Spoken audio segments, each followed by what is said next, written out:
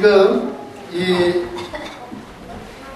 출애굽기로 가는데, 여러분 모세가 오경을 창세기, 출애굽기, 레위기, 민수기, 신명기 모세 오경을 기록했는데, 모세 오경이 처음에는 한 권의 책입니다. 그렇죠? 한 권의 책인데 나중에 이제 후대 유대인들이 성경을 읽기 좋게 하기 위해서, 편리하게 하기 위해서 장절을 다 구분한 거죠. 그러니까 창세기 50장, 출애굽기 1장 같이 연결되어 있는 거죠. 흐름이. 그래서 출애굽기 1장 1절에서 5절 보면 모두 70이에요. 요셉은 애굽에 있었더라고 했어요. 근데 출애굽기 1장 6절, 출애굽기를 한번 보세요. 6장 1절에 보면 요셉과 그의 모든 형제와 그 시대의 사람은 다 죽었고 그렇게 나옵니다. 그 다음에 출애굽기 1장 7절에 보면 이스라엘 자손은 생육하고 불어나 번성하고 매우 강하여 온 땅에 가득하게 되었더라고요. 그래서 1절부터 5절까지는 70명이 내려온 야곱 시대를 얘기하고 1장 7절은 모세 시대를 얘기해요. 애굽에서 몇 년 있었어요? 애굽에서 400년, 정확히 430년. 그러니까 1장 6절 한 구절로 애굽에 있었던 400년을 다 정리해버린 거예요. 만약에 애굽에 살던 400년 시절을 성경이 다 기록했다. 그럼 어떻게 되겠어요? 아브라함의 생애도 다 기록하고 이삭의 생애도 다 기록하고 야곱의 생애, 12아들의 생애 다 기록하고 이 400년 동안 애굽에 내려가서 살던 생애도 다 중요한 인물들 또 성경이 다 기록했다. 그러면 여러분은 어떻게, 우리가 어떻게 성경을 봐? 얼마나 성경이 분량이 많겠어요. 그러니까 성경에서 생략할 거는 아주 과감하게 400년을 한 줄로 줄여버려요. 왜? 뭐가 중요해 지금? 하나님이 아브라함한테 창세기 15장에서 쪼개고기 사이로 지나가시면서 4대 만에 400년 만에 이 땅에 돌아올 거다 너의 후손이. 그게 뭐예요? 구원 역사. 역사 속에서 애굽은 세상을 상징하는데 그 세상에서 하나님의 백성들이 구원받는 것을 역사 속에서 이루어내심으로 구원이 무엇인지 가르쳐 주시는 거예요. 그래서 그 언약을 이루어 나가시는 것이 중요한 거기 때문에 400년의 역사를 한 줄로 줄여요. 그러면 400년 동안 내려간 사람들은 의미가 없는 거냐고. 야곱이 내려갈 때 떨면서 있을 때 하나님이 두려워하지 말아라. 내가 너와 함께 내려간다. 그리고 내가 너와 함께 걷고 너와 함께 올라올 거다. 그러니까 400년 동안도 하나님 같이 내려가셔서 그 애굽 속에서 이스라엘 백성을 보호하시고 함께 사시고 아브라함을 만나주신 것처럼 한 사람 한 사람을 인격적으로 만나주시고 그의 삶에 관여하시고 언약을 이끌어주신 거예요. 그런데 성경이 그런 것을 다 기록하려면 감당할 수가 없잖아요. 그러니까. 하나님이 우리를 너무나 잘하셔가지고 성경을 우리 요 손에 다 들어가게끔 창세기부터 요한계시록까지 저 찬송가까지 또 여기 또 추가될 거 알고 계셨어. 그래가지고 다 우리가 갖고 다니기 쉽게. 얼마나 감사해.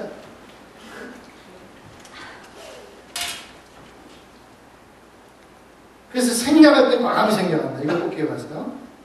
그 다음에 이제 모세가 출애굽 하잖아요. 자, 여러분 보세요. 창세기의 1차 독자가 누굽니까? 창세기를 처음 읽은 사람. 네. 모세가 창세기를 기록했어요. 그럼 창세기를 처음 읽은 사람이 누굴까? 출애굽한 백성인데 그 아버지 세대는 지금 광야에서 불순종하고 440년 동안 하면서 죽어가죠. 20세 이상의 젊은 아이들과 그 광야에서 태어난 신세대가 창세기 1차 독자예요.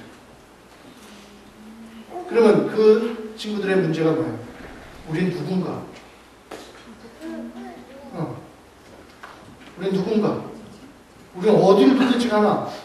구름이 뜨면 텐트를 거두라고 그러고 이사하자고 그러고 그럼 이제 좀 살만한 데 가나 그러면 또 조금 가다가 또 멈춰서 광야에서 또 텐트 치라고 그러고 정착하지 않고 자꾸만 이동만 하고 우리 누군가? 우리 어디로 가는가? 자기의 아이덴티티, 정체성하고 방향성이 문제가 됩니다. 근데 모세가 창세기를 쫙 기록해서 다 모아놓고 읽혀. 그럼 이 사람들이 어떻게 해요? 아, 하나님이 세상을 창조했는 거예요. 아, 하나님이 우주 만물을 창조했는 거예요. 그리고 인류를 구원하려고 했는데 인류가 타락해서 이렇게 노아의 홍수를 통해서 다 쓰림받았는데 다시 하나님이 시작하시면서 아브라함을 선택하셔서 하나님이 아브라함한테 하늘의 별처럼 많게 해주겠다고 약속한 그 언약의 백성이 바로 우리구나. 아, 우리가 바로 언약의 땅을 향해서 가고 있구나. 자기가 언약 백성됨, 하나님의 언약 백성됨과 언약의 땅을 향해서 가고 있다는 인생의 방향성이 해결되는 거예요. 여러분, 창세기의 2차 독자가 누굽니까? 그 광야에서 태어난 신세대 이후의 사람들로부터 예수님 재림 때까지 모든 인류가 2차 독자예요. 저와 여러분. 우리의 문제가 뭐예요? 우리가 누군가? 난 누군가? 인간이 도대체 누군가? 그런 생각 안 하고도 충분히 사는 사람도 있어요.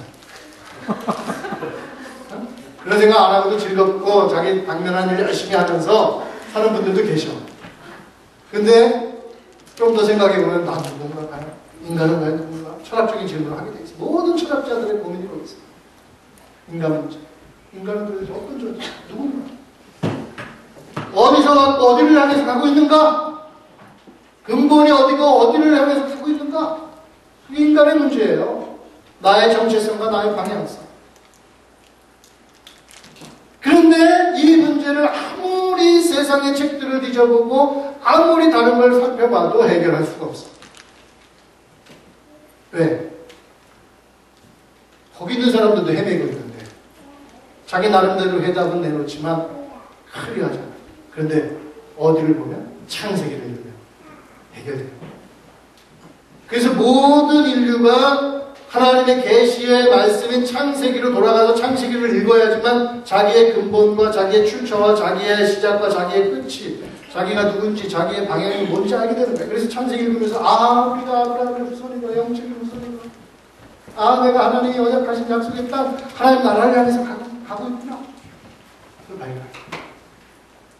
자기의 정체성과 자기의 방향성을 창세기를 통해서. 그래서 유대인들은요, 아기를 낳잖아요. 그럼 아버지가 3살 때부터 이 아이한테 창세기 1장부터 문자를 가르치면서 성경을 가르쳐요. 아버지가. 여러분 어디 성경에 너는 썬데이가 되면 아이를 차에 태워다가 주일학교 썬데이 스쿨 선생님한테 맡겨라. 그런 구절이 성경에 어디 있어요? 아비들아. 아비의 책이냐, 아비의 책. 말씀을 맡은 자야, 아비가. 근데 한국 아버지들의 특징이 뭐예요? 말씀은 상관도 없고 영적 리더십은 전혀 없고 나가서 열심히 일하셔가지고 물질로 아이들 서포트하면 내일 다 했다고 생각하는 거예요. 그리고 집 좀 사놓고 좋은 차 사주고 학교 보내고 대학 보내고 그렇죠? 아버지가 가정의 영적 리더가 되어야 되고 말씀의 사람이에요. 아멘. 그래서 가르쳐야 돼요, 아이들한테. 제가 이걸요 우리 애들한테 다 가르쳤어요. 아들, 딸. 우리 아들하고 산책하면서 예수님이 엠마오로 가는 제자들 7마일 돌면서 예수님이 모세의 오경과 선지자에게가 시편에 가르쳐 한 말이 바로 이것이다 그러면서 자기와 자기의 십자가의 부활을 구약과 연결해가지고 쭉 그들에게 설명할 때 그들의 마음이 뜨거워지고 눈이 열리고 그랬어요. 제가 우리 아들하고 우리 동네 산책하면서 창세기부터 요한계시록까지 지금 파워포인트를 거기서 못하지. 예수님도 주로 길을 걸으면서 제자훈련 하셨거든요. 저도 쫙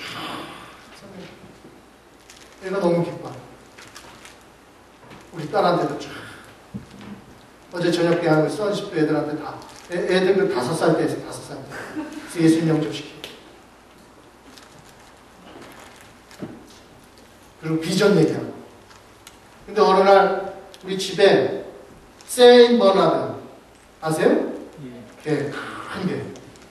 그 개, 우리 교회 주인이 그 개가 있었는데 이 개가 12마리 새끼를 낳았다고 그래가지고 같이 가자 보고 싶다고. 그래서 우리 딸하고 아들하고 가는데 내가 한 가지 딱 얘기했어요. 절대로 너네 가서 뭐 달라 그러지 마. 근데 1시간 지난 후에 내가 어떤 강아지한테 안수기도를 해주고 있더라고요. 너무 예뻐가지고 하나님이 이 아이를 우리에게 주시옵소서. 내가 기도하고 있어. 내가 돌연변이 걔네들은 양쪽 눈이 이렇게 돼 있는데 한쪽만 내니 이렇게 돼 있어. 며칠 후에 데려다 준다고 딱 그 아들이 이제 며칠 후에 띵동하고 나가니까 딜리버리 해놨어.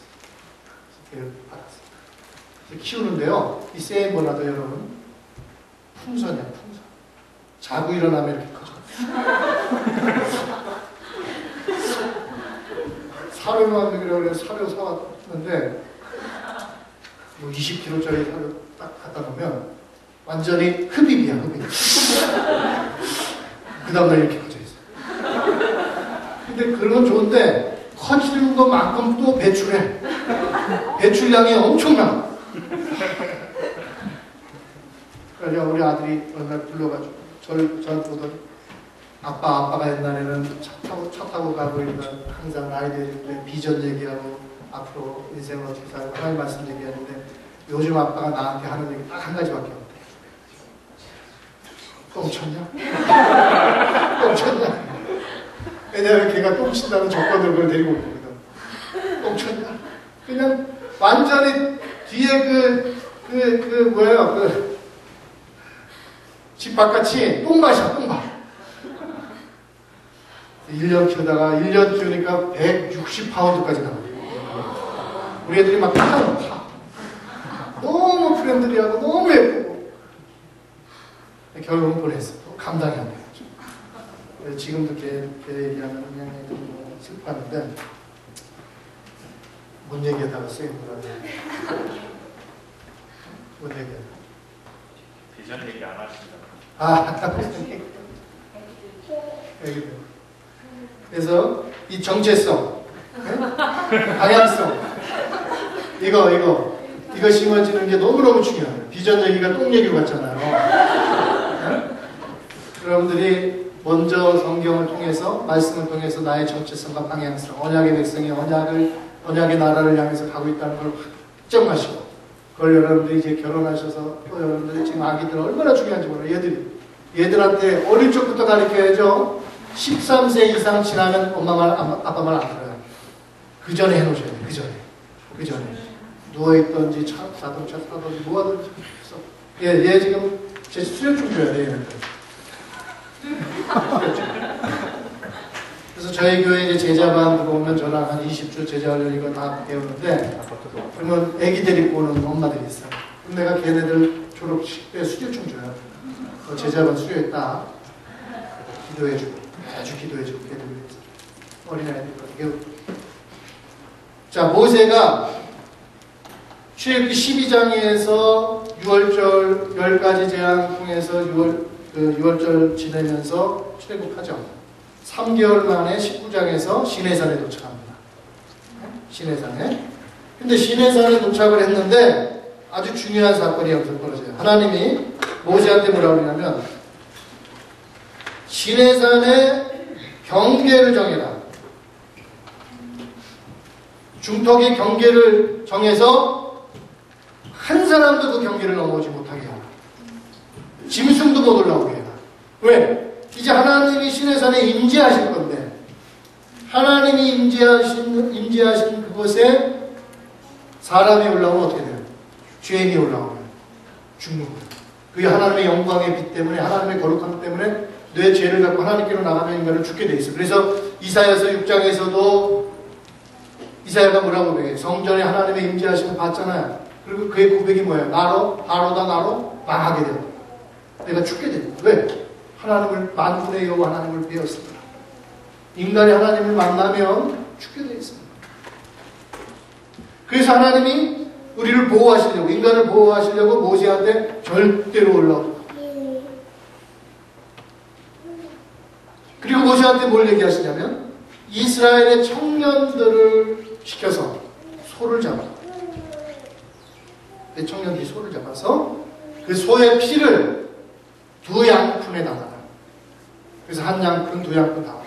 그래서 한 양푼에 담은 그 피를 하나님을 상징하는 단에다가 뿌려라는 거예요. 그래서 피를 뿌려요. 그리고 언약서를 낭독을 해요. 잘 보세요.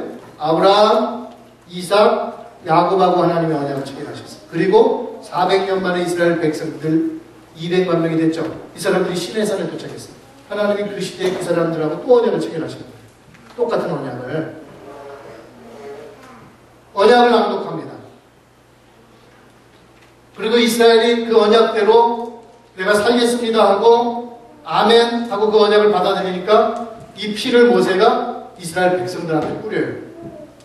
아셨어요? 그래서 하나님과 이스라엘 백성이 하나님이 이스라엘 하나님이 되고 이스라엘은 하나님의 백성이 되므로 이제 피의 언약을 맺는 거예요. 생명의 언약. 이게 소위 결혼언약이에요. 결혼. 하나님과 이스라엘 민족이 결혼합니다. 그래서 여러분 하나님이 우리를 이 나중에 보면 어린 양 예수가 우리를 어떻게 신부 삼는다 그러죠. 신부. 호세아 선지자가 하나님이 호세아 선지자한테 고멜이라는 여인을 데려와라. 이 고멜은 창녀입니다. 도망가요. 또 바람 펴요. 그런데 돈을 지불하고 또 데리고 와요. 또 데리고 와요. 이게 뭐예요? 이스라엘 민족을 얘기해요. 하나님이 결혼한 딸인데 자꾸 하나님 떠나는 거예요. 우상을 따라.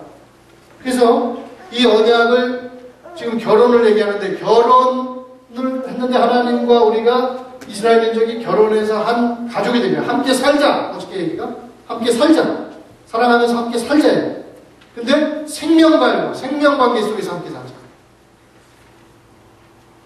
자, 결혼식 끝나면 뭐합니까? 피를 하죠. 출애굽기 24장 보세요. 출애굽기 24장.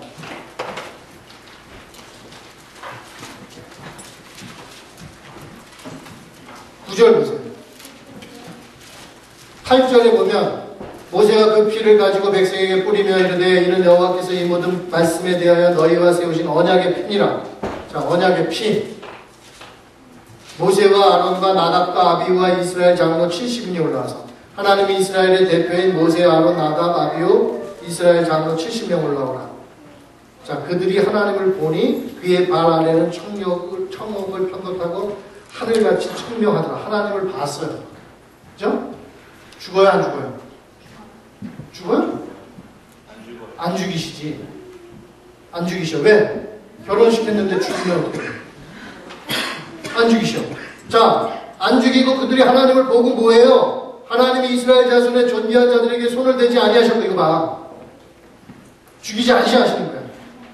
그들은 하나님을 뵙고 먹고 마셨더라. 이게 뭐예요? 피로예요. 잔치.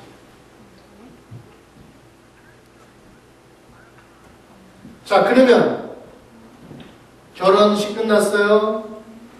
잔치 끝났어요. 뭐 해야 돼? 그 다음에 뭐 해야 돼? 살아야지. 허니문 가야죠. 허니문 갔다 온 다음에 어떻게 해야 돼? 살아야 되죠. 살려면 뭐가 있어야 돼요? 집이 있어야 되죠. 집이 있어야 되죠. 하나님이 모세와 이스라엘 백성들한테 뭐래요? 너희들 텐트 한가운데 나의 텐트를 쳐라. 이게 성막이에요. 왜? 왜 하나님이 텐트를 지라고? 내가 이제 결혼했으니까 너희들과 함께 살겠다. 그게 텐트의 의미. 그게 성막의 의미. 아셨어요? 그게 성막의 의미예요. 함께 살겠다. 그러니까 너희들 텐트 한가운데 나의 텐트를. 그래서 모세를 24장에서 이 언약 체결한 다음에 피를 끝난 다음에 25장에서 모세한테 올라와라. 시내산에 올라오게 해서 40일 동안 모세가 금식하면서 하나님은 뭐예요? 블루프린트. 성막의 블루프린트를 다 주는 거예요. 아셨어요? 자, 모세가 40일 동안 성막의 블루프린트를 받고 10계명을 받고 있는 사이에 밑에서 무슨 일이 벌어졌어? 우상을 만들었죠. 이스라엘 백성이 아론한테 막 부추겨가지고 모세 죽었으니까 죽은 것 같으니까 우리 신을 만들어서 금송아지 만들어서 우리 이끌어달라. 결혼한 지 얼마 됐어 지금? 결혼한 지 얼마 됐어? 40일도 안 됐어. 한 달도 안 됐을 거야. 근데 벌써 지금 뭐하는 거야? 부부가 한국에서 결혼하고 남편이 급한 일이 있어서 미국에 출장 왔는데 한 달밖에 안 됐는데 아내가 지금 한국에서 뭐하고 있는 거야? 이거야지. 하나님과 피의 언약을 맺은 백성이 40일도 안 됐는데 밑에서 뭐하고 있어요? 하나님 같이 살려고 그 같이 살 집을 블루프린트를 설계도를 다 지금 주고 있고 같이 살 때 어떤 십계명을 지키면서 하나님과 어떻게 같이 사는지 가르쳐주고 있는데 모세를 통해서 그걸 못 기다리고 밑에서 우상을 만들고 있다. 그게 우리의 그게.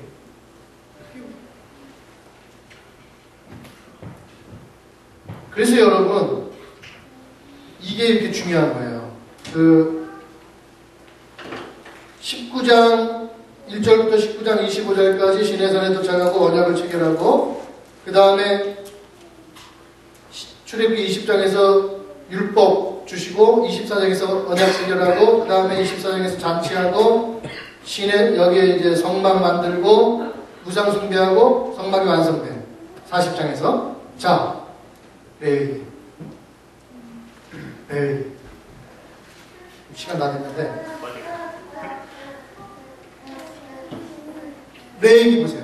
하나님이 올라오지 말라. 왜? 올라오면 죽는다. 그런데 이제 텐트를 져라. 텐트가 완성됐어요. 그리고 이제 내려오시겠다는 거예요. 자, 내려오시면 무슨 문제가 벌어져요? 올라와도 죽는데 내려가면 다 죽어. 이해되세요? 올라와도 죽는데 내려가면 다 죽잖아. 올라올 사람만 죽는데 내려오시면 다 죽잖아. 그러니까 그래도 함께 사시기 위해서 내려오시는 거기 때문에 너희들 대신 죽을 재물을 갖고 와라. 그게 레위기야. 그게 제사야. 하나님과 함께 살기 위해서는 인간이 죄를 처리해야 돼. 죄가 있으면 다 죽어. 그러니까 죄를 처리하려면 너 대신 그 죄를 일시적으로 처리한 양을 가져와라. 가난한 자는 비둘기를 가져와라. 그것도 없는 자는 곡식을 가져와라. 그래서 제사가 필연적으로 제정되는 거예요. 하나님이 심심하니까 양 가져와. 그게 아니야. 하나님이 인간과 더불어 함께 사시려고 내려오시는데 죄를 갖고는 인간이 살 수 없고 인간이 죽을 수밖에 없으니까 그 죄를 처리하는 방법으로 짐승을 가져와. 근데 그거는 구약의 제사는 뭐예요? 반복적이고 일시적이잖아. 그래서 하나님이 자기 아들을 보내셔서 십자가에서 단번에 영원한 제물이 되게 하심으로 영원한 속죄를 이루심으로 더 이상 동물 제사가 아니라 예수 그리스도의 몸이 제물 되심으로 우리의 영원한 제사를 해결해 주심으로 그 죄사함 받은 우리가 하나님이 이제 자 예수님이 승천하셔서 뭘 보내요? 성령을 보내신다 그랬죠? 성령이 내 마음을 성전 삼고 오실 수밖에 없는 이유는 십자가 사건 이전에는 성령이 오실 수가 없는 거예요. 죄 문제가 해결되지 않았기 때문에. 근데 십자가에서 예수님이 제물 되셔서 피 흘리심으로 우리 죄를 씻으셨기 때문에 이제 내 안에 성령께서 오셔서 거하시는 성전이 될 수 있는 거예요. 그게 우리가 이 제사와 레위기와 십자가가 정통을 해요. 그게 레위기예요. 아셨죠? 여기까지 하고 점심 드시고 점심 먹고 조금 더 하고 내일 계시록까지 마칩니다.